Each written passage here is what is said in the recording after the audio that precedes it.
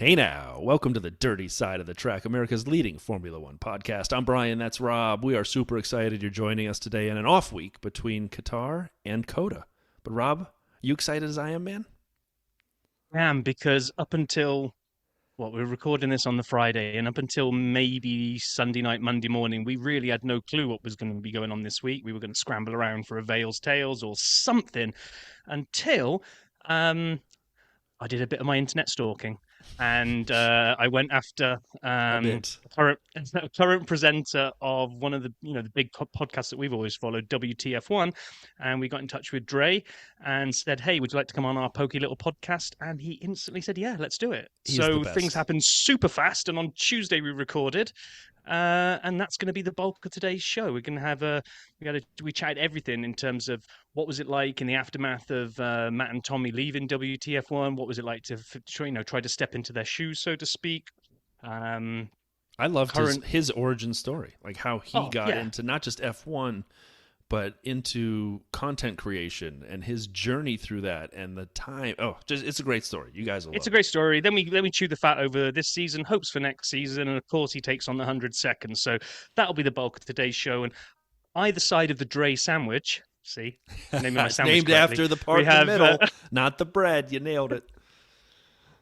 we've got news and social, and the video vault is the bread on one side, and on the other side is the preview of COTA and a fantasy update as well. So let's dive in. Let's do it. Okay, so it's a bit of a funny mixture this week where we've got some serious stuff. Last week was all serious. This week is serious and silly. Serious first. Grand Prix Drivers Association Chairman Alex Wirtz said that F1 must look into what needs to be done to address the heat issues that we all saw in Qatar. He said the first step should be a study of heat effect across motorsport and other categories. And look at other categories where they've already introduced technologies such as cooling of drivers' seats, which is something Alonso was asking for, basically. Tip Yeah. water over my head, right? Yeah. I mean, it was serious, and we talked a little bit about it, how we were concerned. At time of recording, we were learning of the drivers going for attention after Yep. the race, and I think we both, at that point, realized it was far more serious than Logan having heat effects and Fernando with a hot butt. It was, I mean, that's very real, and I think I mentioned it briefly, the impact that heat exhaustion and what the heat can do to you internally and for a long time afterwards is serious. So yeah, I'm happy they're looking into it.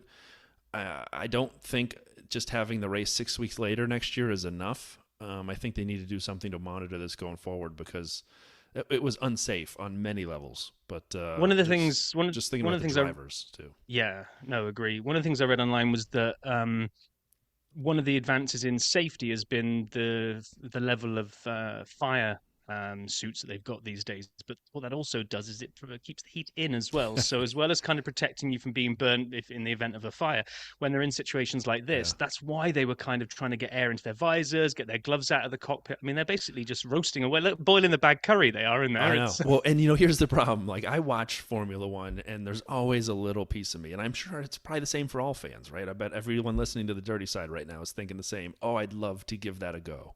We know we'd suck, probably wouldn't make it around the track, but you put me in the car, I'm going We to give wouldn't it get a off the shot. start line. No, I'd stall, not a chance. I wouldn't even know how to get the car on into the right gear. I'm sure. I'd probably accidentally be in Bravo mode 4. Yeah, Bravo 10 mode 4. I'd be in the wrong grid box like Hulkenberg. But when I watched that, I actually thought to myself, I wouldn't want to be in that. Like I would become claustrophobic. I couldn't have done it. Like it's one of those things Yeah. where it's not a talent thing at that point. It's a toughness, and as a soft cotton candy ass guy like me, there's no way I'm making it around the track in that heat, and I'm happy everybody seems all right. But yeah, agreed. On the heels of tire delamination central coming apart in Qatar, they said Pirelli signed a new deal until 2027. So, all right, Rob, you're not a tire guy. I am. We got into this on the Oh no, Discord. I am. I I am know. if they do what they're supposed to do. Right now, they just, to me, all they do is ruin things. So Pirelli have got a few more years. Let's go for the silver side, the sunny side of this view here, which is that they've had a long time to think about this and understand how the tyres work under the new regulations, and they can take their learnings forward and give us much better tyres going forward, is what I hope. I was surprised the deal goes to 27. I sort of figured if you were going to reassess at any point, you'd go to 26 and then have the new car with the new regs, possibly on a new manufacturer of tires or a new tire completely, but open that up to other manufacturers. So I was a little surprised. It felt a little, like, all right, we'll give you 1 year of the new regs, and if you hose that up, then we'll change it all again. I don't know. Anyway. Shall we go to the chopper for the next one? Yes, 100%. All right. Well, this one's a big one. We're live over the rumor mill. Rob and Brian reporting all of the nonsense garbage about Checo and his retirement. So, you help me with the chronology. I mean, I know there was a story that came out that Checo will retire at the Mexican Grand Prix, and then there was a picture from Red Bull of Danny, Rick, and Max at Spa, because Spa got renewed for a year. So you were going to say that, I took it for you. Spa got renewed for another year. And then the world started thinking he was retiring and that this was true. But what was the order? Did I get any of that right? You got the order right, but there was a delay in between the two things that happened. So some Reddit post was put out where like a friend was talking about how he'd been go-karting with a friend of a friend of a friend of a roommate who once knew somebody that is tight with Checo Perez, and that they'd been chatting, and essentially he's going to retire at the Mexican Grand Prix. He'd already knew he was likely to get dropped next year, and he found out in Japan, which is why his race sucked so badly that day, because it's all done and he's going to leave. And like any Reddit story, it got a gazillion things and everyone believes it, and it's fact that he's retiring. And then it wouldn't probably have garnered as much interest if officially Red Bull didn't come out and try to Spa's back. Let's put a picture of Danny, Rick, and Max. No. Before the Spa one, before that, they came out and shot it down. It's like someone officially came out and said, no, he's absolutely not retiring. It's like, you're seriously officially replying to a rumor mill. And Checo's manager did as well. Maybe it was Checo's manager. Maybe it was Checo's manager. But so that then sparks more fury of everybody going, oh, they wouldn't have denied it if it wasn't true. Oh. So then it's all just starting to die down again. And then Spa gets announced, and the admin at Red Bull, I don't know whether it's Helmet in the background going, go on, use this picture. Go on, this will really stoke things up. To celebrate Spa being on the circuit for another year, which is great news, they decided to use a picture from Spa of Max Verstappen relaxing on a seat, talking to none other than Danny Rick in full Red Bull racing suit. And they put that out there to say, hey, we're going back to Spa next year. And of course, that just lit the touch paper, and everyone's all back in again going, oh my gosh, they're basically announcing. I know. I mean, the hard part is there was just too much that made sense in the Reddit rumor mill. It's a rumor, and I'm not putting my tinfoil hat on. But I guess the way we'll know or not for sure is it sounds as though if he is retiring, there'll be a ceremony at the Mexican Grand Prix. So if we make it through Mexican Grand Prix weekend without a Checo retirement announcement, I think we can all take a deep breath and move on with the rest of the year. But we're going to refuel the rumor mill chopper, right, to take off over Mexico and see what we'll report again. And it's already like 8,000 feet high. I mean, we're going to need serious power to get up in the air there. But going back from silly to not serious, really, but Ben Sulayem, I can never say his name. You got it that time, I think. But the second time, right? Yeah. Was being asked about kind of the 11th team initiative and what he would like to see, and he said, "Well, actually, I'd like to see more teams and less races. Let's max out to what this sport is permitted. Apparently, under the rules, they're allowed to have 12 teams at the moment, and actually reduce the number of races." So it was kind of like, and they were pushing him and saying, a lot of people saying, "Oh yeah, Monaco and Zandvoort doesn't have enough garage. Garage. Go. I nearly went garage and garage all in once there. Like US and UK just collided. Oh, that's weird. Don't have enough space to host everything." And he's like, "Well, the rules allow 12, and they're saying, oh, it will be crowded. Really? We're already running a Hollywood team with us at the moment. So it's like Apex GT. Yeah, you can't take the money from Apex as an 11th team. They take up just as much room, probably. So I don't know. We'll see. I don't know if he's trying to put some pressure on, obviously they've got to make the decision whether they're going to allow the 11th in. And I imagine one of the big revenue generators is races. If he's threatening to kind of say, hey, maybe we should scale back on the number of races, that's going to shrink your prize fund. Is he? I don't know.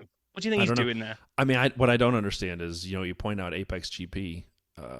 They were only at a handful of races, like 3 or 4. They didn't go to Monaco. Yeah. They didn't squeeze them into the tight pit lanes. They didn't, and they're not on the grid. So I get his point. It's a joke. He wants more teams. to maybe offset the less races from a money perspective. But man, I say it all the time. We race for money. This is all about money. This ain't a nonprofit organization. This is a publicly traded company, Liberty Media. It's for the money. There will be more races. Maybe they stop at 24. We'll see. But they're not going backwards. And the entry fee will be well received. And if they can bump 200 to 400 million or whatever and someone pays it, then they'll take it, is my guess. Because they race for money. It's just that obvious. It's just follow the money and there you go. But so I think he says all this just to get the conversation going. And get the money going, but I could be wrong. Speaking of money, we're all very excited. Very soon we'll be Vegas, baby, Vegas! And as we get ready for Vegas, the schedule was announced this week. And I was very excited about one thing. Something caught my eye. The opening ceremony. Wednesday night, 7:30 p.m. Pacific time.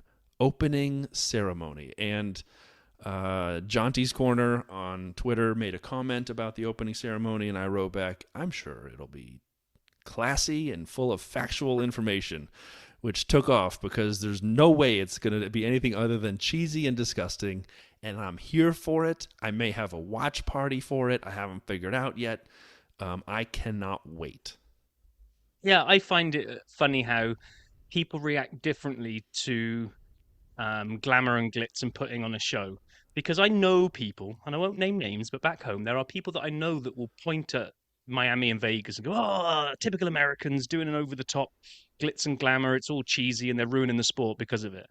Those same people will love a good old-fashioned boxing walk-on to music and high-fiving and, cocking around in the ring, getting ready before the fight. Yeah. They get longer and longer. Or, you might not be as familiar with this, but the annual tradition in the UK of watching the darts at Ali Pali, which is even more ridiculous. So it's like it seems like people decide to pick and choose when they are happy to be part of Razzmatazz and when they want to deride it. So does everything you say rhyme? Ali Pali, Razzmatazz. I mean, like, what's happening over here? Yeah, Alexander Palace. I think Ali Pali is its nickname. You gotta go and watch it. It's a sight to be seen. But anyway, I'm looking forward to it. It'll be over the top. It'll be cringy. But so what? So lean into it. Everybody, just take your common sense hat off and say, "All right, this is Vegas. This is F1 opening ceremonies. I'm gonna have a good time no matter what. Maybe have an adult beverage ahead of time. Whatever floats your boat. Just be prepared. It ain't gonna be restrained." Oh, here's one for you. If it really does offend you that much, don't watch it. No, I want you to watch it. No one's forcing you. Get all angry about it because there's no reason to. Right. Man, close us out of the news here. Just before we hit the video vote, one sad, not sad bit of news because the sad news is when he passed away. But Murray, the late great Murray Walker would have turned 100 this week. So it got us kind of digging into some Murrayisms, and I found a little video on YouTube which we're just going to play like maybe first 20 seconds of now. I'll drop it into the show notes. It's not an official entry of the video vault, but we'll throw it in there as part of news and social. So whenever you're ready, Brian. And it is go, go, go, go! Go, go, go, go! Go! And Senna sprints away, but Alain Prost takes the lead. It's happened. Alain Prost has taken the advantage. Senna is trying to go through on the inside, and it's happened immediately. This is amazing. Yes, Damon Hill almost looked as though he nudged the Ferrari. Move over, you can feel him saying in the cockpit, I'm going through, and Damon Hill leads. There's not many people. I don't know. I didn't grow up in the US, so I'll ask you, Brian, if there is one. But for me, there's only ever been kind of two commentators during my life that kind of define the sport. Murray Walker is Formula One, and in football, there was a guy called John Motson that was probably similar. I don't think he was probably as high or as synonymous with the sport as Murray was, but for me, Murray Walker is F1 and still is. I still kind of hear kind of some of those Murrayisms, but similar one in the US that you grew up with? There are a bunch. The one for me would be football and John Madden. And he was reinforced with the game that bore his name. I was going to say, was he actually real, was he? Because I know he was available on my Sega. But yeah, he was a commentator. And if you ever get bored, just Google Frank Caliendo. He does a great John Madden impression. And he just talks about Brett Favre the whole time. And it's just great. I can't do a John Madden. That was as good as it gets. But yeah, there were a bunch. From football to basketball, there have been commentators, the Brent Musburgers, the Al Michaels, the people you kind of think about. But I don't think there's a certain centralized view like the same way with Murray Walker. So 100 years old he would have been this week. That's amazing. Moving on to the show, the Video Vault. Are you ready for us to hit this, Rob, now that we've had a preview of a video for the Vault? Yeah, go on, open it up. All right. So we have a couple things in here this week that I'll hit quickly. One, Alex's Losail paddock tour on the Williams channel. So Alex walks us through the Qatar paddock. It's 5 minutes. It's good enough. I enjoyed it. I probably would not rewatch it because you don't learn a ton, but it is fun watching him walk you through the paddock and what the garage and team facilities looks like at Williams. There are a couple here that are tied together. Desert Dune Buggy Racing with Valtteri and Joe on the Sky Sports F1 channel. It's 3 minutes. This was fun. It seemed like Valtteri won. I'm just being honest. He turned the corner. I'm not going to give it away. Well, I just did. He didn't win. So whoops-a-daisy. And so anyway, that was fun to watch. But at the same time, they did an interview, and it was done separately on the channel. How much speed does the mullet add? Bottas and Joe answer your questions. Sky Sports F1 5 minutes. It's good. There's questions and answers. The guys are kind of standing on a sand dune answering questions. I enjoyed it, but I did especially enjoy the title item. How much speed does the mullet add? And Valtteri said 77 milliseconds. Look at him get his number in there. The sand dune that they're standing on, is that the same sand dune that Pit Lane Paul marooned that Alfa Romeo? I'm willing to bet it is. I'd be shocked if it's not. How many times did Paul go out to the sand dunes? If so, I would assume he was there. I thought so. I was looking for him in the background. I didn't catch him in any of those. Although I've gotten pretty good, I think, at catching Pit Lane Paul in the background of stuff recently. Yeah, definitely. He seems to be tries to claim that he doesn't want the limelight yet. There he is again. He's walking behind Will Buxton, looking into the camera, smiling. We see you, Paul. The Qatar GP 2023 highlights on Lollipop Man was very good. It was almost 6 minutes because there was so much episode from so much happening from the whole event weekend. But here's the point: he said last one for the season, last one for the year. I missed the note somewhere along the way because he said, as I said before, this will be the end. I hope everything's okay. I love these videos. You and I have watched these since like there were 2,000 watchers. Now there's 160,000. I mean, I think they're fantastic. But whatever's going on. You're not trying to claim one of those "we liked it was before he was cool" type moments, are you? I mean, because we totally did. I just did. Yeah, just planted that flag, brother. And then the last one is my favorite one, and we'll close out strong here. It is an honest conversation with Lando Norris on the McLaren channel. It's 9 minutes. It was launched on World Mental Health Day. Lando has long been a very open and very well-spoken evangelist for maintaining and working on your mental health and making it a topic that's okay to talk about. Years ago, he was on a morning program and talked about it in the UK. Good Morning London. I'm making that up. That might be a show. And so if it's not, it should be. And anyway, he's always been very open about this, and he was on with his trainer, and they talked about physical health, mental health, and just preparing for a race, but also things they do to take care of themselves. And again, check it out. If there's a lot of reasons to not like people, but there's a lot of good reasons to like people. And if you don't like Lando after watching this, then I think you're doing it wrong a tiny little bit. But with that, we will close the Video Vault. Closed up, Rob. Closed it up. So without any messing around, we've already teed this up at the beginning of the episode. Why don't we just dive into listening to how we got on speaking to Dre from WTF1? Box. Okay, when we started our pokey little podcast, when Brian came up with the idea, my only sort of reference that I had was the two podcasts that I listened to at the time, Missed Apex and WTF1. We kind of held those two things up as something we would like to aspire to, even if we've never got that big. But it's great pleasure today to welcome from WTF1, Dre Harrison. Welcome to the dirty side of the track. Welcome indeed. The dirty side of the grid indeed is not the place you normally want to be, but in this case, I'll make an exception. But thanks for having me, man. Great pleasure. No, thank you very much for agreeing to come on. Like you say, I mean, when I reached out and asked, you were kind of like, what? You think it's a big deal? And like, yeah, well, kind of, to us, it kind of is, actually. We It still don't totally believe is. that A, anybody's listening, and B, anybody wants to come on. I mean, even though we've been fortunate enough to have Jacques Villeneuve and Valtteri on, we still don't believe those things happened. We just both, that was like a coexisted dream that never actually happened. But what we'll do is we'll have a little bit of a, like we'd like to do with all our guests, is have a little bit of your F1 origin story. So have a poke around there, a little bit of the thoughts about this season, and then kind of talk about hopes maybe for next year. And then, of course, we'll wrap it all up with our 100 seconds of DRS, which I know you're massively excited about doing. So, Of course. so if I got this right, and if I didn't, then I think it's I'm reading from your own blog on Motorsport 101. So, it's your fault if I get it wrong. Yeah, fair enough. It's been awesome since I last updated it. Lots changed.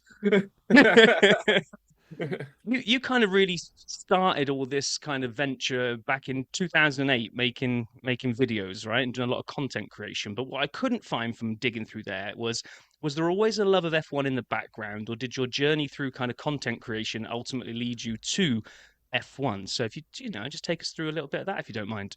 Yeah, absolutely. There was always a love for F1 back then, but there wasn't really like a viable way for me to make content about it back in 2008.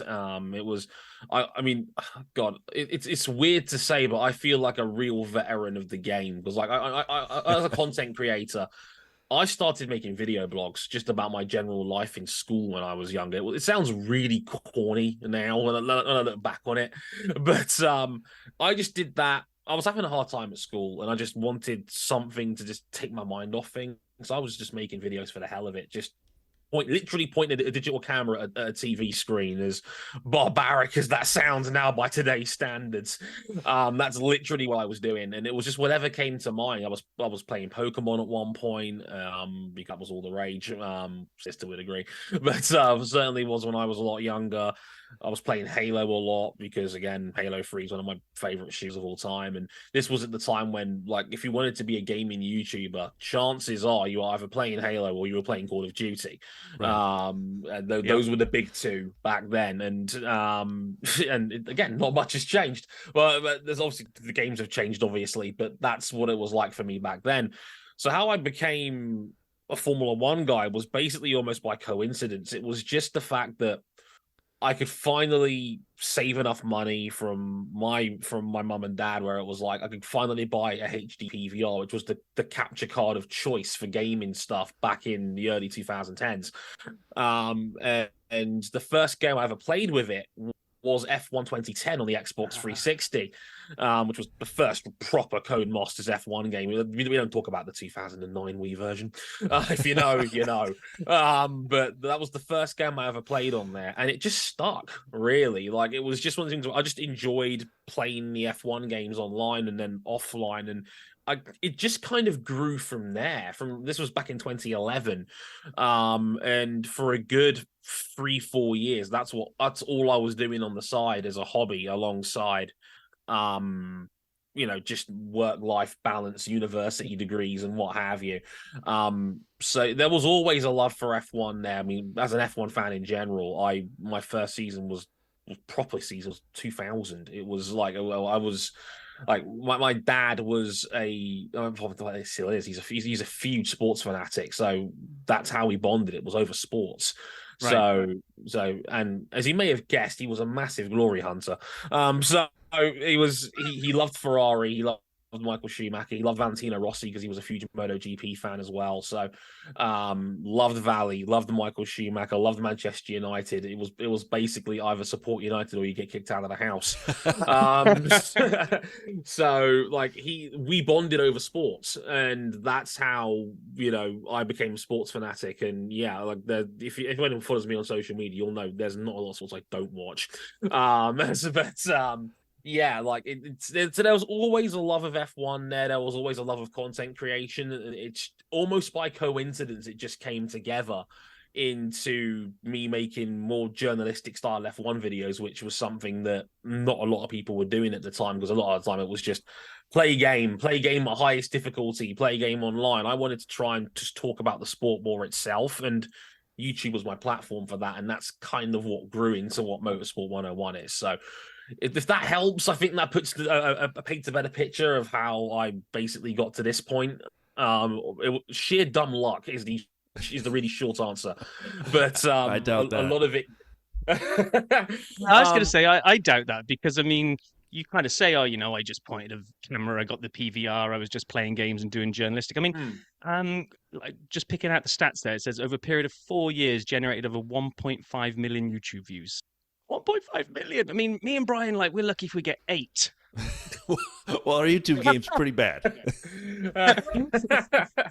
No, I mean, it got to a pretty decent size when I was an F1 YouTuber full time, and it was like I think I peaked at about 6,500 subscribers on YouTube, which for 2012, 2013 wasn't bad. It was like that was, I think, somewhere deep in the top 10 for F1 YouTubers in general back then. So at the time it was pretty good, and this was before, you know, you had I mean, there's a lot more people on YouTube now than it was 10 years ago, of course. It was grown leaps and bounds. It's now pretty much the biggest search engine on earth, not named Google, and Google owns it. So they have 1 and 2 in that regard. If you can think of it, it's somebody's done it on YouTube. So yeah, but at the time it was pretty crazy. And by the time I'd stopped making videos full time, it was just starting to get to a point where the higher end content creators were properly starting to make their way in the industry properly, like the Arabs of the world, the TM Marduk, who you may know. You know, as I was coming to, and I transitioned more into podcasts at that point. This was just when the high end F1 content creators really started to bang on the door of breaking into the industry properly. The mainstream journo, as I guess you could call it now, if you want to call it that. But some guy called Matt Gallagher was in there as well. I don't know where he's famous for, where he's from, but I'll hold that thought. Hold that thought. But it was that sort of. It was, as I was moving into podcasts and writing, because that's where I thought I was stronger as a content creator personally compared to YouTube. That was when, like, the first real guys were starting to break through, getting silver YouTube badges, getting over 100K, and then starting to legitimately get picked up so they can make a career out of it. So, yeah, seeing that transition in real time has been crazy. And I was a bit of a late bloomer to the trend, but I got there in the end. Well, I guess stepping back for 1 second to when you really got into the gaming aspect of F1, playing it more, and making the blogs about it and the vlogs about it. Did you have, outside of the fandom that you brought into it, did you have a particular driver or team that ever stuck with you through a game? And I ask this question because I actually came into F1 minutes ago through video games. And for some reason, I would play as Rubens all the time. And so, dating myself. But so, like, that was, I don't know why, and it just stuck. And, like, my friends and I would play, and I had to be Rubens all the time. And so, like, that was my thing. And it wasn't necessarily the fandom I had, you know, I would say forever. And I'm not a Ferrari guy now. And I think Rubens was great. And if his grandma was going to predict the weather at Brazil, then great. But, you know, I just am curious, like, did you ever find the world of the video game where maybe you had different fandoms or allegiances than in real life?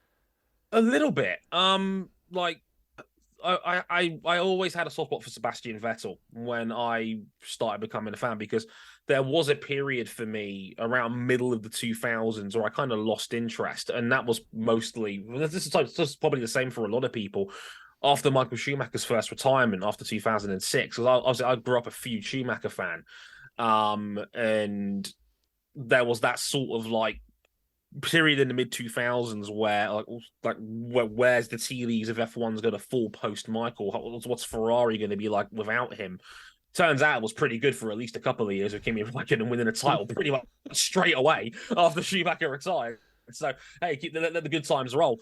But to be fair, there was two things that brought me back. It was Lewis Hamilton, and just seeing a prolific black driver in Formula One brought me back, because, you know, the black community, like, we get behind our own. So whenever someone makes it, it's like, yeah, Lewis is here, we got this now. And turns out he was really good straight away, which is only a bonus. But not just that, but also it was just a random race I was watching. It just happened to be and I can't believe I'm saying this. This is a true story.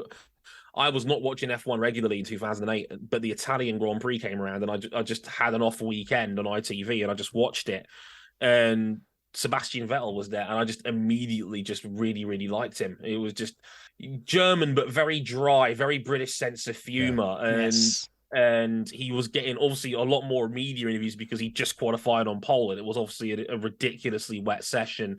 Vettel had already had a little bit of promise, but nothing like where he's qualified on pole, and then of course he would go on to win that race. And I was all in. I was just like, this guy's awesome. And I know I was in the minority with that for a long, long time, especially given, you know, Hamilton and Button were really coming into their own around that sort of time. And obviously being British and obviously being based in the UK, they had huge followings very quickly. But Vettel was something I warmed to very, very quickly. And that was my guy. He was a huge part of my YouTube identity when I first started making F1 videos, and I spent many a week debating with people on the early forms of Twitter about how Vettel was stacking up compared to Alonso and Hamilton, who were probably the two best drivers in the world at the time. And just seeing where Seb kicked in when he started winning those world titles with Red Bull, it was just it became a huge part of me without even really realizing it. Just kind of grew into this overall fandom and love for it. So I wouldn't necessarily say it was the video game so much, but certainly just the way my fandom played out in the mid 2000s, because obviously being a huge Schumacher guy, and then all of a sudden he stopped winning, and you know, the 12, 13-year-old is like, oh, he's not winning, he's not as fun anymore. You know, that's what you do when you're young. It's like, you know, you want him to win everything. You hope the good times last forever, and they just don't. So that's how sport goes. So yeah, it's a lot. So yeah, it wasn't so much the video games, but certainly just, again, a little bit of coincidence and a little bit of just how certain race weekends play out, and that's how I became a Seb fan. And that became a big part of me for many, many years. Yeah, as so on someone... go ahead. Oh, Rob. sorry, go on, Brian. Well, I was gonna say, as someone I'm going to do the British thing now, and I'm going to have to say no after you. So watching from abroad, it was always great when Top Gear would have an F1. Oh yeah. Driver on as a guest, so that was a great way for me to get some of those insights. And you talk about a sense of humor, fantastic. I mean, I still go back and watch Seb when he was on Top Gear, and the impressions Wasn't he did great? of drivers. Yeah, phenomenal. Yeah, no, I completely agree. I grew up a huge Top Gear fan as well, so it was always you kind of knew when they take the series in the spring or the autumn ones that you would get one F1 driver a year because of the British Grand Prix, so they'd almost be guaranteed to get one Brit in there a year. So all those interviews are great. Kimi Räikkönen and obviously Jensen. They had Seb. They've had Lewis a couple times. Yeah, Daniel Ricciardo, who was great on there as well, and they revealed Schumacher as the Stig. That was still for me one of the greatest Top Gear moments of all time. That was I was on my feet hollering when that happened. I was like, that is so sick. That's a brilliant way of revealing the Stig, so to speak, before Ben Collins wrote that book. Absolutely. What I loved about the kind of trying to, you know, I'll keep this on F1 as well as Top Gear, was that you could see how competitive they all got when they would start doing the F1 car and the reasonably priced car. Oh my gosh! Like Clarkson used to wind them up about it, like how much on the edge of the seat they were waiting for the car reveal. I mean, this is a piece of crap that's like driving around a circuit. They're driving so much faster week in, week out, but they're still so competitive. They just want to be top of that leaderboard. I loved seeing that. Oh god, yeah, that's what made it so fun, because these are the greatest racing drivers in the world. They drive cars worth millions of pounds. They have the most expensive technology in the world, and next thing you know, they're driving a piece of crap 10 grand Suzuki Liana around an abandoned airfield as fast as possible, and they're proper into it. So I remember when Rubens Barrichello became the first person to beat the Stig, and he actually wore the T-shirt in the F1 paddock afterwards. It was fantastic. They do take it massively seriously. I mean, if you're not a highly competitive person, I don't know what you're doing in a sport like Formula One. So I guess that makes sense. But at the same time, it still will never not be entertaining seeing just how. I don't know if egocentric is the right word, but certainly just how how seriously competitive they would take it, and then seeing like how fast they could go and comparing them against each other. And yeah, it was a fantastic. It was a treat every autumn season because you knew you get one F1 driver, and it was always. I mean, obviously when Seb came around, that was like my magnum opus right there. He was like, yes, you got Sebastian, brilliant, love that, and he was fantastic talking about British jokes and Nigel Mansell impressions and what it's like working with Adrian Newey. Just it was fantastic. Like, so give Clarkson his due. He can be a bit of a tit sometimes with his opinions, but he can crack a good interview out of people when he wants to. He definitely can. And he would always say that people would lean forward. Like, he would read the body language of the celebrities, but then the F1 drivers were even worse. I mean, like, I thought they were going to come across and take the piece of paper out of his hand. Like, I got to see it. Exactly. Now, in a glorious segue here, so Top Gear kind of went through a transition very similar to something you were on the other end of, right? Where obviously Clarkson, yeah, we'll see. Clarkson, had his little rant, did what he did, and got kicked off Top Gear, and Hammond and May went with him. And there was kind of a big change here where they didn't go off and do their new thing immediately, but new hosts came in. And the new hosts were always felt like they got the poison chalice here because they've got the brand of Top Gear, but all the Clarkson and co fanboys were just going to hate on them the moment they came in because they weren't Clarkson and Hammond and May. Yeah. Now, similar kind of thing happened at the beginning of this year when Matt and Tommy left WTF1 and they didn't announce their new gig straight away. So there's that period of time where all the people that were probably more, I guess, Matt and Tommy fans rather than WTF1 fans were suddenly introduced to you guys, the new hosts. Yeah, absolutely. What was it like coming in and stepping into those shoes and dealing with the fans that were maybe, let's just say, the fans of Matt and Tommy and maybe wanted to throw stones at you guys for not being Matt and Tommy? What was it like when you first took the gig? Incredibly exciting, but also incredibly nerve-wracking because, of course, it was a huge honor to, because they I didn't apply for anything. They reached out to me. Wow. Yeah, so like I was just doing Motorsport 101 stuff as usual. So I was just doing my podcasts and, I've been doing that now at this point. When they called me, this was 8 years of me doing Motorsport 101 in podcast form and in written content form. So, it was just another week back in October of last year, and then I get an email, and the email's from Andrew Vanderberg, who's CEO now of the Race Media, who obviously now own WTF. So I will scroll down through my emails like any other week and see that the footer on that, and I'm like, oh damn! Okay, this is serious. Okay, so. Of course, obviously, we get in touch via Zoom, and we meet up, and it was back in November when I first learned for the first time that Matt and Tommy were leaving WTF1. Katie would come along a little bit later as well, and I want to give Katie a lot of due as well because she doesn't get anywhere near enough credit for what she was doing at WTF1 before she left as well. And I know a lot of people seem to think it's the Matt and Tommy show, but no, Katie played a massive role in that as well, and I don't think she gets enough due for that. Just a quick side note there. But no, in general, that's when I first found out they were leaving. And about a month later, they offered me the gig. I was like, well, Dre, we don't want it to be straight white male with this new reboot. We believe in you. We believe in your content. We think you'd be a great fit for it. What do you say? And look, that's a once in a lifetime opportunity. For me, I've been working to try and get something full time in motorsport for over a decade. So for that, honestly, I said this before on Instagram, as well. I was on the brink of packing it in towards the end of last year. I thought 2022 was going to be my last season because I was just like, well, it's been a decade. It's not really gone, where I wanted it to. Maybe it's time to think about something else. And that email saved my career. I honestly was thinking about packing it in at that point. So you can't say no to something like that. It is genuinely a once in a lifetime opportunity.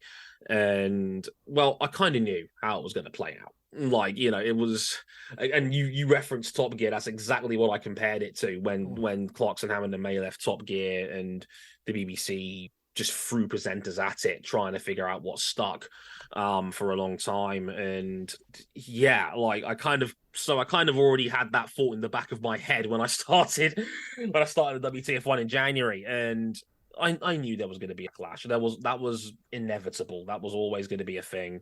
If there's one thing I've learned through the last 9 months, it's that people make brands what they are. And and I don't try to take a lot of credit now that I work for WTF1 because it's the house that Matt, Tommy, and Katie built.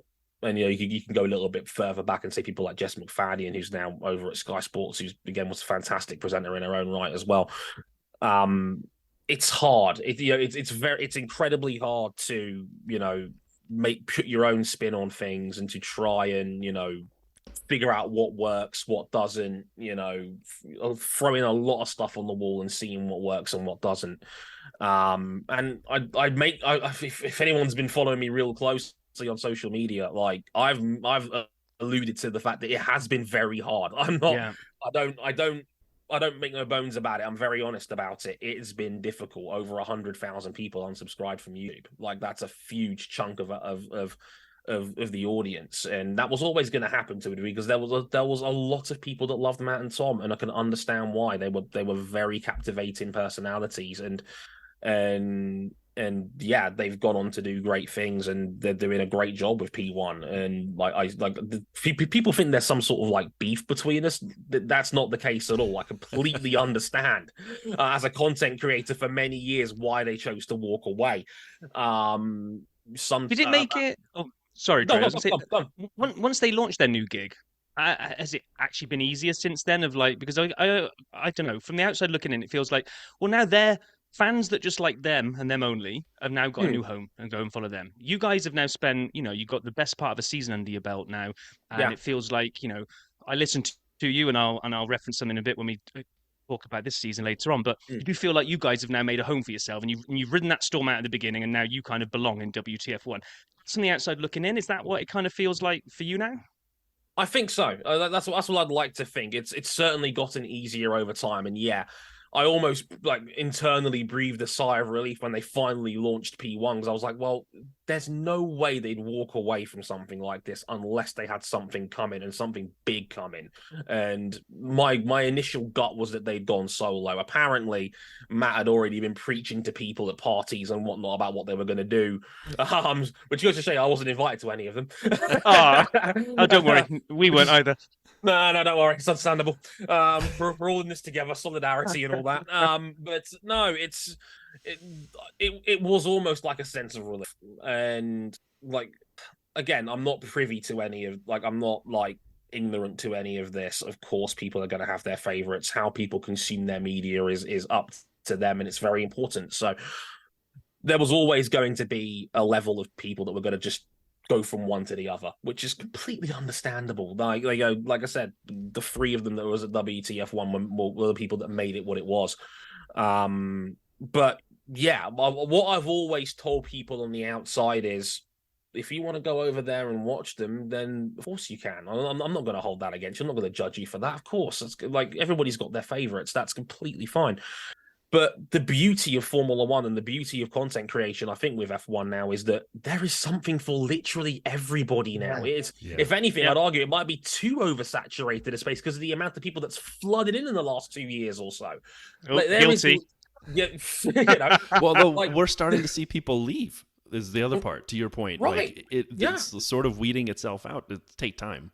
Absolutely. Seeing that. I think the sport had a massive explosion in popularity around 2019, 2020. And, if you say what you will about DTS, it absolutely did a job. It captivated a whole new set of people. I used to work at a bookmakers full time.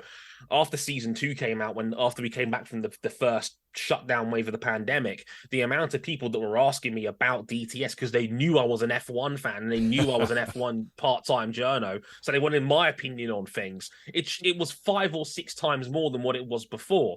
So I think a lot of people threw resources and threw money at the F1 space in the last couple of years, thinking this is like a massive untapped market that wasn't there before, off the back of DTS and the timing of season 2 coming out just when the world stopped turning. I've said that many a time. In fact, I said that on the first ever WTF1 podcast I was ever on. It's still on YouTube if you want to go back and find it. But yeah, like I said, I think it's the beauty of it is that if you are a huge fan of Matt and Tommy, you can go over to P1 and they're doing great work over there, and I have nothing but respect for what they're doing. But the beauty of it is there's room for both. There's plenty of room at this table for everybody to eat. And all I've ever told people is give us a chance. You know, if you give us a chance, if you don't like us, that's absolutely fine. I mean, and it's a culture shock to a lot of people, and I have had a knack over the years of rubbing people the wrong way. I openly accept that. I'm hardly perfect, and I can be very outspoken and very opinionated, and it's gotten me in trouble at times. It's carried me through some difficult times, but you know that's how it goes. You know, not everyone's going to like what you're doing, and that's fine. But like I said, with the way F1 is now and the way it is from a content standpoint, there is now literally something for everybody. If you want to get into the fashion side of it, there's people you can follow and places you can subscribe for it. If you like the gossip side of it, there's people that do that. If you want the more technical side of things, there's plenty of places that do that brilliantly. If they're more for the personality side of it, then there's a fleet of brilliant shows and hosts and podcasts that you can listen to. Like I said, if anything, it might be a bit too oversaturated now because of the amount of people that flooded into the space in the last couple of years. But I definitely breathed a sigh of relief when it came around, because it was like, fine, the battle lines have finally been drawn. And look, I never looked at it like it was a battle. I knew this was coming, and you know, so I was just like, well, okay, fine. All the people that don't want to listen to us, they have their place now where they can go. Let's get our heads down and let's make some content and let's see what we can do. And let's see what we can do with the platform. That was always my attitude going in. We think you're doing a tremendous job. And just for the record, at Dre_WTF1 and at WTF1 official for everybody on Twitter. Thank you, man. I appreciate that. That means a lot. We think you're doing a tremendous job. So do I have this right? Did you go to your first F1 race in person this year? Kind of, sort of, yeah. Because WTF1 has a clubhouse, so we have obviously we rent out a huge amount of land at the campsites every year at the British Grand Prix at Silverstone, and the campsite is literally like 10-15 minute walk away from where the track is. And yeah, like basically my boss VDB was he had one of the practice. It was the practice day. It was the Friday. And it was just like, well, Dre, you're not doing that much work today, and I've got paddock access as a member of the media. I've got a spare ticket. Do you want to go down and watch the practice session? Like, would I? So having never done it before, so of course, I kind of have. Obviously, it wasn't the race day itself, but it was the practice. But you still get plenty of action. You get to see obviously all the cars going around at a reasonable clip, and you can't tell the difference when you're in person anyway between a practice session and them going full speed in qualifying or in the race and whatever. But I did that, obviously, Formula 2, Formula 3 as well, of course. They had some classic historic cars they were racing around as well. Amazing. Like, I'll tell you this for free, listeners. If you've never done an F1 race live and you're thinking about it, do at some point. Maybe not Britain, because the tickets are about one kidney and one mortgage payment. So be careful on that. Like, don't feel like you got to take out a short-term loan in order to be able to afford it. But if you can do it at a certain point, absolutely do. The visceral experience, the rawness. Like, I know people complained about the engine noise of these hybrids compared to the V10s and the V12s and all that. It's still ridiculously loud, and the sound is still great and raw. And on a side note, the Mecachrome engines in F2 and F3, incredibly loud. If you still want that old school sort of vibe, stick around for an F2 or an F3 practice or qualifying session, because the noise is insane. It's Brian and I were lucky enough. Like, I always wanted to get along to Silverstone when I was living in the UK. Never made it for whatever reason. And since being in the States now for the last 7 years, this year finally we went up to Montreal. It was a 5-hour road trip for me to drive up there. Awesome. Brian flew in from Chicago. We did the whole weekend in there, and you're absolutely right about everything you say. It's really, really difficult to put into words how you can basically feel the cars as they're going past. Oh god, yeah. We sat in awe, just like you said at practice. Yeah. We couldn't believe we were there. A listener had allowed us to purchase the tickets. They weren't able to go, so we paid face value. And then I used points to fly, and Rob drove. So we did it relatively on the cheap. But you're right. Like, Montreal is one of the cheaper races. I'm happy that's what we picked. And it was so much fun. It was like being surrounded by nothing like it. Being surrounded by F1 fans. We were walking up the 4,000 miles we had to go to get to the track, and everyone around us was talking about F1, and it was like nerd paradise, and I loved it. Oh god, yeah. And like, this was This was British Grand Prix on Friday practice, Wow. and there was still, I reckon, at least 100,000 in the house. Wow. You don't even like Silverstone, even by an F1 track standards, is huge because it covers so much land because it's such a massive, wide open, spread out track. It's not like Canada, like you say, where it's all pretty narrow across the island. Right. Silverstone is so vast, and like it will there's shuttle buses inside the track facility to get you around because it's such an enormous track.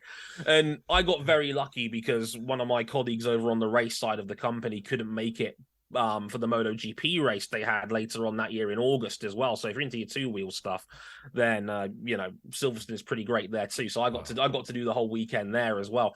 It is such an incredibly vast landscape, but again, like you said, it is absolutely a nerd paradise. You will talk to like-minded fans, you'll have conversations with strangers you don't even know, you'll have banter, but like there is nothing like compared to the TV, there is nothing like it. You have to go do an F1 race at some point because like the visceral experience, the sounds, the speed of it. I mean, I was lucky. I sat at bridge, so you could see them coming down Maggots and Beckett's at Silverstone, and they're doing 190 miles an hour coming into that complex. And the first two corners in these cars are essentially flat.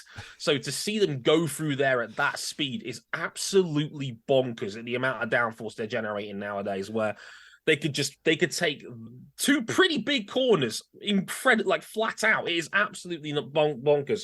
So if you have never been to an F1 race, I cannot recommend enough. Do it. Spend the money. It is well Totally worth agree. it. Like I said, maybe not Silverstone because it's a bit dear. But Well, talking about things being a bit dear, you've been to somewhere that Brian actually went to on a work trip recently. You've both been out to Vegas recently, which is going to be quite an expensive race, I believe. But if we talk about like saturation or more content creators coming in, that was worlds combining for me because I've been following F1 Caroline on Instagram for a while. Oh yeah, and all of a sudden, like, oh yeah, I'm going to talk to you about your hot take from last week, I think, with her in a few minutes. But what was that like, and how did that all come about? And you look like you had an amazing time out there. It almost went too quickly. It was the stuff.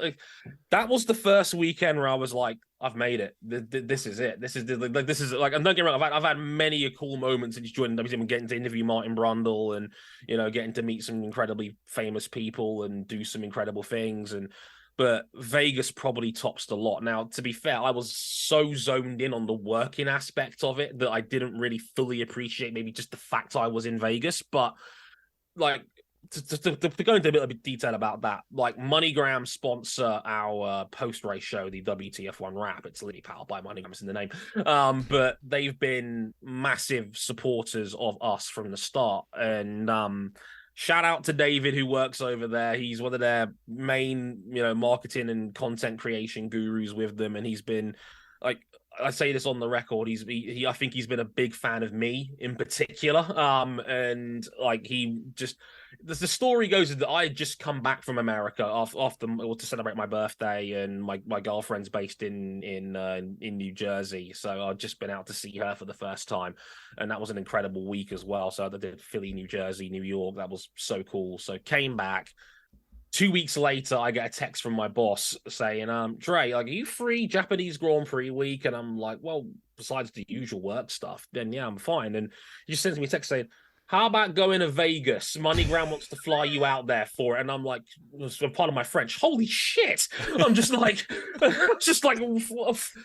I went from dreaming of doing America after 30 years of wanting to go there and doing it twice in a month. It was absolutely incredible. So next thing you know, I'm on a flight being flown out, and I'm in a Top Golf over there, which is apparently the number one Top Golf in the world, the one in Vegas, which again is absolutely enormous. Yeah, just behind the MGM. Yep. Yeah, exactly. It's spot on. It's right. It's literally within the MGM. You can walk out of it. It's a 5-minute walk through the MGM, and next thing you know, I could see it from the back of my hotel room, and it's like 4 levels. It's friggin' enormous. And like the screen inside of it is bigger than some people's houses. It was insane. So they flew me out there because they wanted me to host a live version of the WTF1 Wrap out there at Top Golf in Vegas as like the sort of post-race show, because they were doing a watch-along party for that race. And obviously a lot of, sponsors and, influencers they'd invited down. So me, like you mentioned, Rob, F1 Caroline was there. Her partner Christine from her podcast, the Gravel Trap Show, Barista Josh and all that. So yeah, they were all down there, and they wanted me to be down there and host that show. So I couldn't appreciate Vegas as much as I wanted to, because my mind was like totally locked in on just making this work. Because I was also bringing a lot of my equipment over, like my MacBook and microphones and all of that, and just making sure it was all working. I was in there the day before, making sure the technical side of it all worked. So I didn't get an awful. I'd have loved one more day just so I could properly explore Vegas, so I didn't have to worry about work or things like that. And I was nervous as hell because obviously they've flown me all the way out here. You want to perform and you want to do it justice, obviously, because you don't fly people out halfway across the world unless they don't think you know what you're doing. So to be able to do that was a tremendous honor. And God, that was the weekend where I was like, holy shit, I've actually made it, and this was so cool. And yeah, as Bride said, MGM Grand, I actually got to stay there for the 2 nights, and I was just like, this is proper 5-star hotel, ludicrous, fully loaded kitchen, TV on top, king size bed, couch on the side, hot tub in the bathroom. I was just like, what is this? What is this life?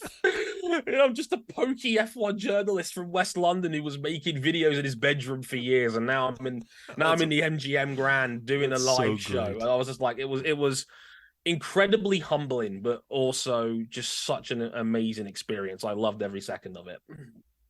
Right, now bringing us back round, keeping us on time, but kind of almost staying on the loop with the F1 Caroline. You did a hot takes with her last week, I think. I can't remember. Indeed, yeah. I was out. You accompanied me audio on my half marathon training run on Saturday morning. So anyway, I'm running along. I'm listening to the hot takes, and there's one thing I want to kind of call you up on, maybe ask you a little bit deeper on. So you talk about Checo, and we did an episode on Checo last week about is he getting a rough ride. We were kind of looking at his career all the way through, his amazing results until he finally arrived at Red Bull. And season on season, he's kind of been getting better, actually, if you look at the points total and where he's finished. So everything points to him being great. And you guys, when you were rating him, I think, I can't remember where you rated it, but it was like somebody had said he's an okay driver with the odd moment of excellence or something like that, right? Right. And I agreed with you guys that that's wrong. He's not an okay driver. He's a great driver. Yeah. But the way you left it was he's an okay driver because he's doing a good job as a number 2. He knows he can't be number 1 at Red Bull. Therefore, he's got to kind of shut his mind to being the number 1 and winning the races. So he's doing exactly what's expected of a number 2 driver. Now, is he? Because surely in that car, he should be finishing second every race almost. There's going to be times when he doesn't. But at least on the podium in that car. So do you think he is doing enough as the number 2 driver right now? Or is he mentally gone and he knows that his future's not there or something? Because this isn't the Checo we've seen for a while now. No, and I think it was Caroline that mentioned a little bit more about how, he's doing fine as a number 2. And I must admit, between the three of us, I may have held back a little bit on that one. I may have softballed it a little bit. Because my general feeling I was kind of on the fence about it until Japan, and Japan was just such a horrific weekend. I mean, nothing went well. He was out qualified by Max by 7 tenths. Now I know he's slower than Max, but 7 tenths is just not ideal, no matter who your opponent is. And then hitting Hamilton opening lap, gets the front wing fixed, hits the Magnussen one was completely out of order. That was unbelievable. What was he doing? The dive bomb. It's not even a dive bomb. That was the torpedo, as Seb would have said for exactly. Kvyat. That was a complete rookie mistake. That was literally what Logan Sargent had done a few laps prior to Valtteri Bottas in the same race. A literal rookie mistake. But it's not good enough. And right now, Red Bull can get away with this because Verstappen has been so utterly brilliant this year that he's essentially going to win both championships on his own. And, even if he took his single driver's championship score, he'd be leading the constructors by about 100 points. He's for me, this is the greatest individual season likely of all time that Max is putting together right now. I mean, winning, 14 out of 17 so far this season is absolutely bonkers. no one is saying Perez needs to give him a title fight. And to be fair, I think by the time we got to like Saudi Arabia, Miami, Baku, that sort of time, we kind of knew that Perez was kind of our only hope for a title fight, given how strong Red Bull was out of the box. And to the first 5 rounds, Checo was really good. He took advantage of Max's off days and won a couple of rounds. And we thought, okay, maybe he's got something here. And then it all just fell apart after Miami. I think Miami was the critical round. That was a round he really should have won. He was on pole. Max was back in 9th. Max had to clear the traffic. I know it's disrespectful to say it's traffic, but given what he was in and given how fast he was, it kind of was really traffic. But when they were in open air 1 and 2, Max was going faster on 20-lap-old tyres compared to Checo. And that's when I kind of knew. I was like, we're not getting a title fight this year, gents. No. Max is in a different league. And that was when the real bad like Checo qualifying days started. 5 in a row without making Q3, I think it was. Yeah, like caught out in Canada, caught out in Spain, just that sort of block. And right now it's not a problem because Red Bull hasn't got any competition, not really on their level. I mean, McLaren's probably the second best team in F1 right now, but they chucked away the first half of the year. So it just didn't, they're playing damage limitation with what they've got right now. They might end up top 3 if they're lucky, but it's likely they're going to end up 4th. But if we have a more competitive sport, which we will eventually, because law of diminishing returns, the field inevitably always catches up. The FIA might change they might tweak the rule, but to specifically to hurt Red Bull. That's how it goes in F1. Inevitably, the field will catch up, and when it does, Perez is going to be a huge gaping weakness in this team. If you look at, for example, Aston Martin's very similar. Fernando Alonso has been brilliant this year, and Lance Stroll has opened the door for Aston Martin to likely end up 5th, when at times they've had the second best car in the sport because Stroll has left so many points on the table. It's that disparity between your number 1 and your number 2 driver that's opened the door for others to come in and punish you. I think I saw a stat the other day that Red Bull has been outscored by McLaren by 29 points in the last 3 rounds, and that's almost purely off Checo. So it's hard. I mean, we are big Checo. I'm a huge Checo fan over the years, and I don't know what the heck is going on. He's a great driver. Yeah, and I'm struggling, Dre. Like you say, I agree. He's not doing what they need. We saw a stat last week, and I'm doing it by memory, so I'm going to mess this up. But Fernando had made 17 Q3 appearances. Lance and Checo combined had 16. And so the delta from a number 1 driver on one of those teams to their second plus the other second should never be that wide. And it's shocking to me. And I agree with you 100%. I guess a question of follow-up to that. In the driver standings today, as it is, Checo's at 224 and Lewis is at 194. So 30 points. How fast until Lewis takes second the Drivers' Championship? I think it's going to happen. I just don't know. It could do. Checo needs a couple of podiums just to steady the ship, I think, right now. And that's what I thought I gave him the benefit of that when he was going through that bad qualifying phase around halfway through this season. And I was like, look, all you need to do is just put together 2 or 3 podiums in a row and a lot of the talk will just die down naturally. It was like, okay, he's doing what he needs to do. That's fine. But it's just kept up over the whole season. I mean, the thing with Mercedes is right now is that until Qatar, I said that they were the team that were not making mistakes, but their car was probably 3rd best. But they might end up 2nd purely because of least amount of errors compared to McLaren, who tossed that first half of the year away, Aston Martin that's faded over the course of the season, and Ferrari, which are Ferrari. So you never quite know what you're going to get with them. So I would say there's certainly an above 0% chance that Hamilton could overtake Perez by the end of the season. I think the thing with Checo is if he gets 2 or 3 more podiums, he'll be fine. Because he's got 30 points in hand, and Mercedes is not a guaranteed podium every weekend. And with right now, if anything, McLaren's probably going to start taking more points off them towards the end of the season, and that might just bail Checo out by the end of the year. But he's got to qualify better, and he's just got to just put a clean weekend together. Something he's just not been able to do throughout most of the season. And I said it on the WTF1 website when I wrote about Japan. You compare that and the AlphaTauri situation with them trying to jumble around like Tsunoda, Lawson, and Ricciardo trying to figure out who their second best driver is. My logic was always, why are we waiting around a year to see who comes out on top between Ricciardo and Tsunoda when I don't think either of them scream Red Bull level driver? Tsunoda's been up and down all across his F1 career. A bit better this year, but the problem is he had Nick de Vries as a teammate and he wasn't deemed good enough. Right.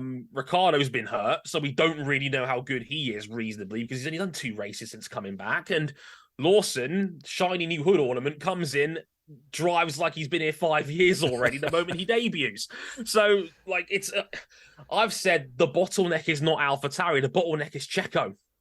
And I think the safest bet that Red Bull could make would be to move Checo on, put Ricciardo in the seniors team, and have Tsunoda and Lawson fight it out for a year at AlphaTauri to see what you've got. Because Red Bull, for me, is in a luxurious position where they can choose, like they've got a 3-year where they can figure out who their second best driver is.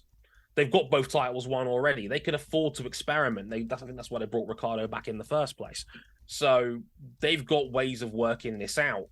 And for me, the most question marks I have about someone right now is Sergio, and it's not any of the guys in the AlphaTauri umbrella below them trying to figure out what works out there. Totally agree. Agree. So I think just before we head over onto the 100 seconds of DRS then, because you kind of alluded to it for next year, probable that Red Bull are going to be the team to beat next year. Like you say, the pack's likely to catch up. If McLaren keep going on the trajectory that they are, we might see a few more battles for a race win maybe. But I think it's probably going to be Max going for another title. But what will be your hopes for next season in terms of what you're looking forward to? And do you think we can get the race, unfortunately, not a Max hater, but Singapore was just amazing because we got to see what we might have seen all year if Max hadn't been around. Because the rest of the pack is so close together right now. It just makes for amazing intrigue. So do you think it's more of the same, or do we get a few more battles for first? I don't know though. There's so many different little ways of looking at this, and for what it's worth, Rob, I totally agree with you that Singapore was fantastic for that very reason. It's the reason you put up with so many drab races in F1 because you get 2 or 3 a year that are completely magic, and Singapore was that. And let's be honest, it was because Red Bull was fuming for 1 weekend only. All right, yep. And it was so great. We had 4 different guys in 3 different teams on the final lap of a Grand Prix fighting for the win. It doesn't get any better than that in Formula One. We peaked right there. And I've read many a submitted hot take this year on HTW around the lines of, if Red Bull wasn't here, this would be a fantastic season. And look, I fully agree. I've tried to shout for the midfield all year long on the show where I can, because it is incredibly close right now. The fascinating thing about this season for me has been, we don't know each race weekend we go to what the second best team is going to be. Right. McLaren had a couple of really fantastic weekends when the upgrade first hit, like Hungary and Silverstone. They were fantastic. But a few rounds later, Ferrari were brilliant. They were brilliant at Monza at home, and then they won in Singapore. Mercedes have had a couple of weekends like that. Another day, Mercedes wins in Singapore, and we're going, oh yeah, Lewis is back. Yeah, fantastic. It's not quite worked out that way for Mercedes this year, but he's still proven to be a top performer. Mercedes have had good weekends. McLaren's had good weekends. Fernando Alonso was brilliant the first half of the season in the Aston Martin. He was racking up podiums for fun. So what I would hope for, if we can bring the rest of the field up towards Red Bull just a little bit, if the rest of the field found maybe 2 or 3 temps on where Red Bull is at right now, even if Red Bull was still the number 1 team, if they were threatened every other weekend, really pushed them from an operational standpoint, because look, to be fair to Red Bull, everything about them has been on point all year. Their strategy department's been perfect. Their pit crew has been outstanding all year long. 3 seconds is a bad stop for them these days. Execution wise, they are on a different level operationally compared to everybody else. And I think part of that is also, part of the problem is also these cars have added more downforce this year. Last year, actually, despite Max dominating, I think the cars were a bit more raceable in 2022. Yes, agree. This year, I think they've added. Engineers do what engineers do. They add downforce. They learn the regulations. They adapt, of course, to what they've been told they can and can't do. You generate more downforce. That's where all the speed is in these cars. And of course, when that happens, cars spread out a bit more, and I think the action has suffered a little bit this year as a result. So if you can maybe find a way to reduce a little bit of that downforce, make these cars a bit more raceable, and maybe if you found a way to hurt Red Bull by maybe just a couple of attempts. And look, I'm not saying necessarily that it's right that the sport does that, because Red Bull have earned their dominance. They've been fantastic, and I know people on Twitter will argue otherwise, but no, they've been fantastic for the last 3 years. They've been a top contender, and they've been fantastic. But that's how the sport's always been. Like they've always been afraid of somebody dominating for 3, 4, 5 years at a time. So they will figure out workarounds to try and balance the books a little bit. If we got a little bit of that and maybe took a little bit of downforce away, I think 2024 could be an incredible season. Because I mean, when was the last time we've had like 6 different teams on the podium in an F1 season? Over half the grid has had multiple podiums. Even Alpine has had 2 podium finishes this year with Ocon in Monaco and Gasly and Zandvoort. Aston Martin had a string of podiums. Ferrari's won a race. McLaren's come very close a couple of times to winning a race themselves.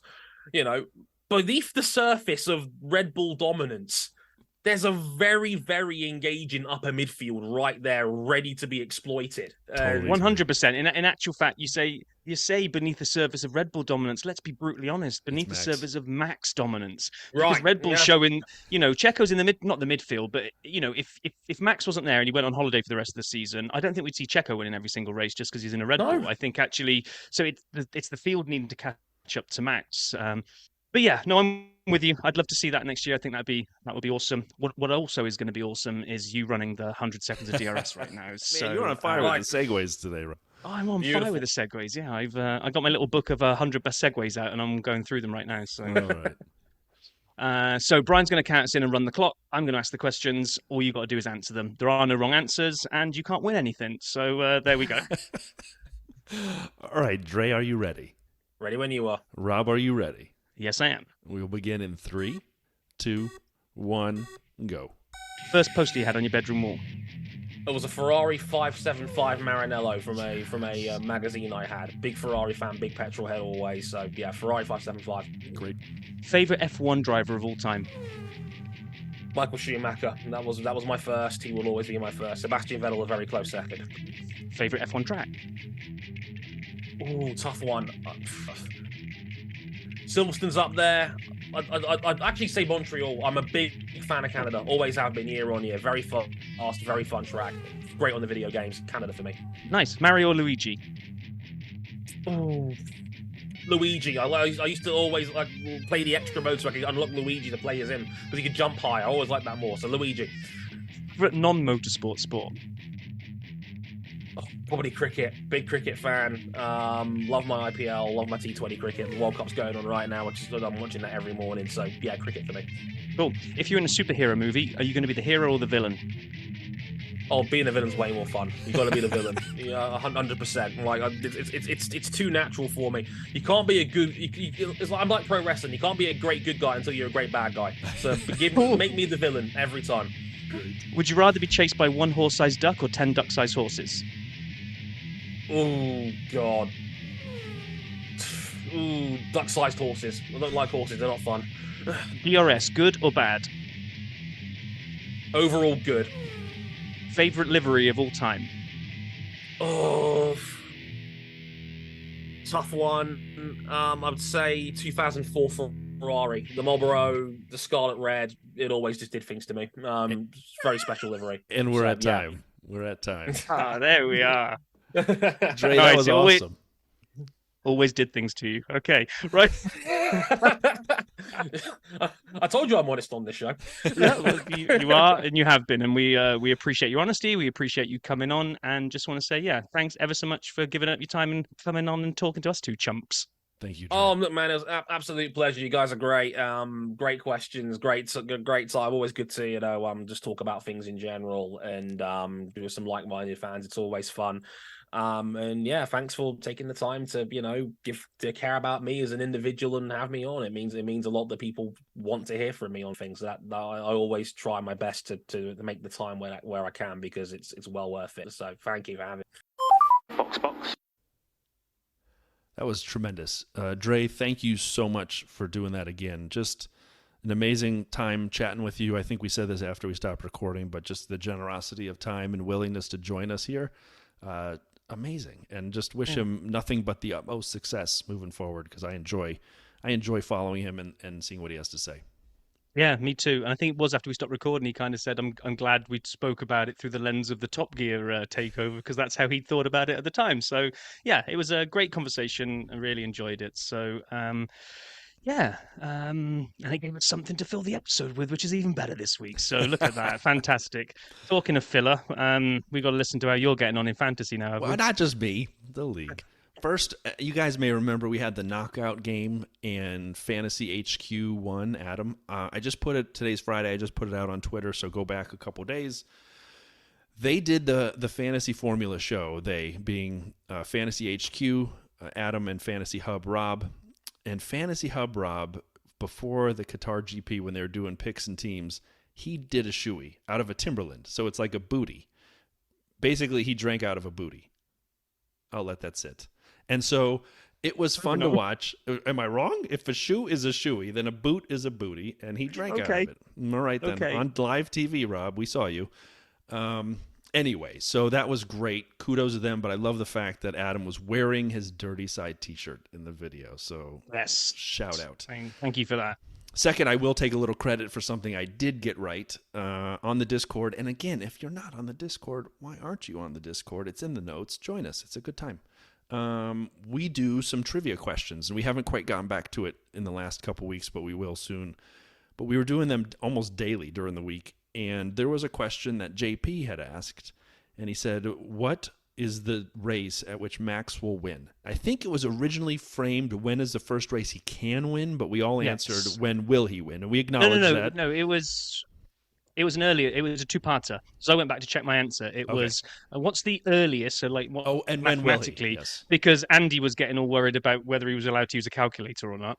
That's right. I remember no paper allowed. Yeah, exactly. So you had what's the earliest he can physically win it, and when do you think he will? And I went one race too early because I said Japan. I really thought Checo wouldn't pick up enough points to ward off. Well, I didn't see Singapore coming. That's what I didn't see coming.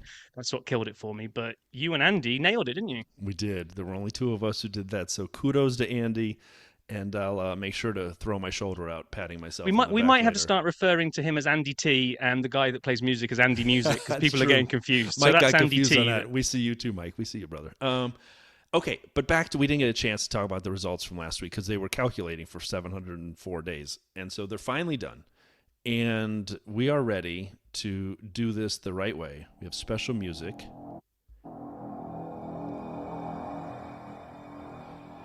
The results of the Qatar GP. In 10th, Checkoed Flag. In 8th, Lord William II and Potenza Racing. In a massive tie for 3rd, Clean Racing Not Possible, Zanetta Team 1, Neon Genesis F1 Team, SI Sport 1, Darshan Racing F1. In 2nd, Just a Racing Incident. And in 1st, from the Qatar GP, Supermax. Now, I did not want to sing it, because last time I had to sing it. So our friend Matt in Canada, we see you, and I wanted just to say that the music was for you, because I wasn't planning on singing Supermax again. So there you go. Just to close fantasy, Rob, I need your help, man. You got to help me pick my teams, and I don't mean Fantasy Hub Rob. I'll take it from Vales Fails at this point. I'm falling. Vales Fails, as I am catching. I'm now only 100 points behind you. I beat you last week for, I think, the 3rd race in a row, so I'm running out of races, I think, to play catch-up. I'm so bad. Well, it feels so bad like at this. It feels like it's only been half a season, because the first half was just so boring, where it was just pick the template and forget it. It's actually started getting quite interesting over the past few races. I'm actually having fun picking teams now. It's not working, but I'm picking teams. I mean, I finished 22nd. I'm now 22nd in the league. I'm 30th. And I have 5,000 points. But I will say this, just for the record, in 2022, I finished 333rd in the world. That's last year, though. Where are you now? I'm making a T-shirt. I'm currently wearing my Vegas T-shirt, but I'm going to make one that says 2022 number 333 finisher in the world. You know where I am currently? 27,000th. It's not as good as 300, is it? No, No, It's I wouldn't so make bad. I wouldn't make a T-shirt about that one. I'm 790th in the Valtteri League. I'll just say that. That was the team I joined, the league I joined, 790. But moving on. Nice. Right, moving on. Next week is race week again, and we're going to Austin. So let's do a little preview of that, as is our way. Well, we're not going to Austin. We want to go We're to not. Austin. No, I know. F1's we're going to Austin. not. A lot of people are going to Austin. We're not. Yeah, going. but we won't be there. But never mind. Never mind. So I'm going to break this into two different pieces on this one because the last couple have been like I've had no history, so I thought I'd dive in on this one a little bit. So this. Austin will host the US Grand Prix, and the US Grand Prix has been held on and off since 1959 and has been held at Sebring in 1959. Sebring, whatever. Riverside, or are you going to correct that and say it's Riverside Day? 1960. Watkins, was it Watkins Glen? Yes, Watkins Glen. 61 to 80. Honix. Phoenix, 89 to 91, Indianapolis, 2000 to 2007, Indianapolis, and the $6 million man Steve Austin from 2012 to current date. So sorry, when we and then this, to any kind of new followers of the sport, this is where things can get kind of a little bit confusing because Grand Prix have names, but the name doesn't necessarily mean that it's always been at the same track. So and the track can be modified over time as well. Oh, so, exactly. Yeah. So this one is going to be a Circuit of the Americas, COTA, 56 laps of a 3.426 mile circuit. The only current drivers to win here are Hamilton, Max, and Bottas, but then there's only been two other winners here, which were Seb and Kimi. So I love COTA. I love it. Well. I know we'll get into it more, but it's like a mile ahead for me of any other American track that drivers drive on it. And I know Miami's not close and we haven't seen Vegas yet, but even the historical, like when it was Dallas and Vegas, and I don't know enough about like Watkins Glen. Well, Watkins Glen is the one that everybody always holds up go to back say to, but let's stop running it was fantastic, but it's not big enough to hold current F1 cars. Now, but you're right. There's no kind of coincidence that a jammed together street track in a parking lot in Miami doesn't yield as good racing as a custom built circuit like and the this. zigzags in the parking lot at Caesar's Palace in Vegas in the 80s. I mean, those don't work. And so I love the upside, this track. It's a good track too. Drivers actually enjoy it regardless of location. It's not good for America. It's good. Full stop. Yeah, and we've said this before. I kind of hope that maybe Vegas and Miami, if they do stay on the calendar down the years, it's by building some custom built. Maybe Vegas has to stay as a street one, but maybe Miami could build a custom built like a COTA just on the outskirts of Miami or something. Because the custom built tracks are just butter, really. Even the Tilke tracks, I'll take them. Like if I have to, I will. Hey, you know what I'd like to do? If we make it one day. And we don't have to make it huge, but if we ever get a chance to be in Austin, and not even on the weekend, but I'd like to race you around, I was going to say COTA, but any track, actually. Like, we should get together and do a karting day. But the only caveat is you have I've got to have ballast in, haven't I? Because, there same it is. Weight. Okay. I need the same weight in the car, and I will whoop your British butt across the pond and back, brother. Sorry. Whatever. I've spent a weekend with you. I just know that you'll end up sweating too much inside the helmet and you won't be able to see where I wouldn't have made it in Qatar. That's why I said I couldn't have done it. Couldn't have made a lap. Would have been blinded by the sweat one lap in. I would have had to retire.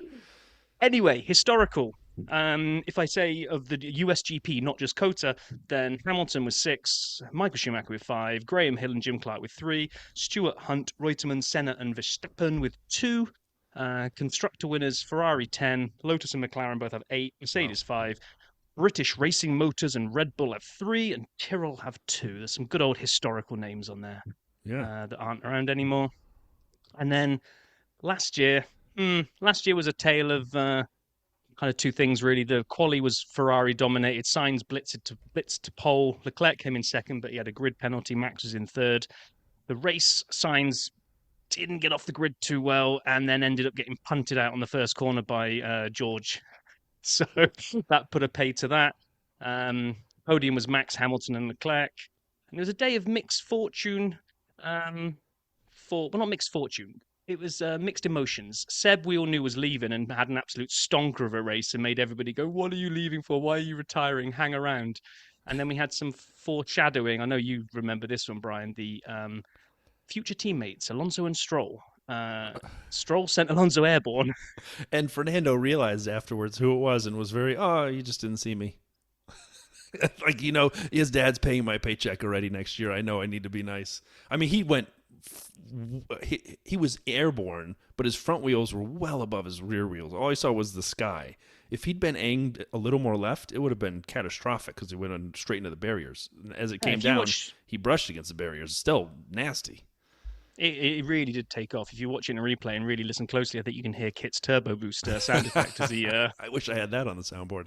The last thing I'll say about COTA 22 in particular, this is where my betting ended.